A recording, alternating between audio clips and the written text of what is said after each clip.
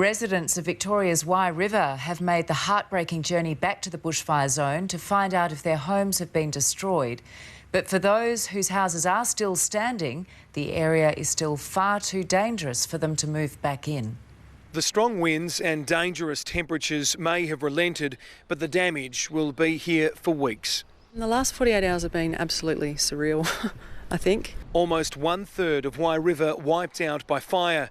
Aerial pictures confirming to foster carer Jules Allen that her property was among those lost. I knew how close the fire was, I knew which way the wind was going, and I said to him, this is the day it's going to happen. There was no way of predicting the speed of this Christmas Day blaze. A third of Victoria's firefighting force called in from the air and the ground as properties burn. Our house has been there 42 years, same with next door, and so yeah, there's a lot of loss. When the fire began, the small Wye River CFA brigade was prepared. The town has had a fire plan in place for decades. Locals received a text as they sat down to Christmas lunch.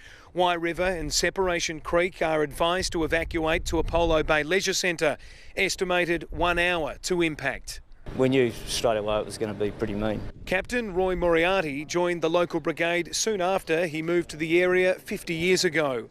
We've got far more vegetation around here since the last fire was 1962. This morning, Wye River locals were bussed in to see the damage for the first time. I'm almost shaking as I'm talking, so I imagine it will hit me when I get there. But for some arriving at the relief centre hoping for passage to Separation Creek, it wasn't quite as easy. We're a bit disappointed to come down here today and then not get ourselves to Separation Creek. Bob built his house at Separation Creek himself 30 years ago.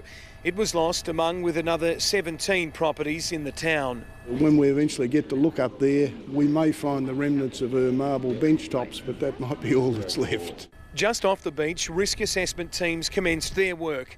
The Great Ocean Road is still closed, the chance of damaged trees falling from the cliff remaining a safety risk. We're keen to get Wye River open, we're keen to get the beach back operating. Digital mapping shows the scope of the 2,200 hectare fireground and the small pockets of coastline lucky to escape. The firefighters that were in this town on Christmas Day did an absolutely fantastic job. It's only once you're escorted inside the fireground that you get a true idea of just how powerful this fire was as it bore down on Christmas Day. You can see some of the damage in Wye River, with locals who won't be allowed back for some days still just staggered at how no lives were lost. At the end of the day, when we heard that the fire had gone through, the first question was, is everyone okay? And everyone is okay, and that's all that matters. And yet there is still much more work to do before the thoughts of these locals can properly turn to a happier new year. Seb Costello joins us now from Apollo Bay. Seb, what's the latest? Have firefighters now got it under control?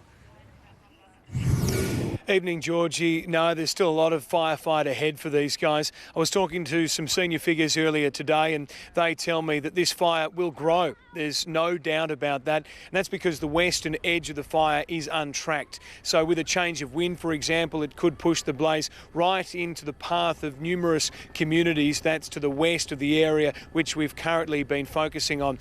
At the moment, Victoria's fire authorities are resting their key people. There's going to be a few mild days to come and then temperatures return to the high 30s at the end of next week. So that's when they need all hands on deck.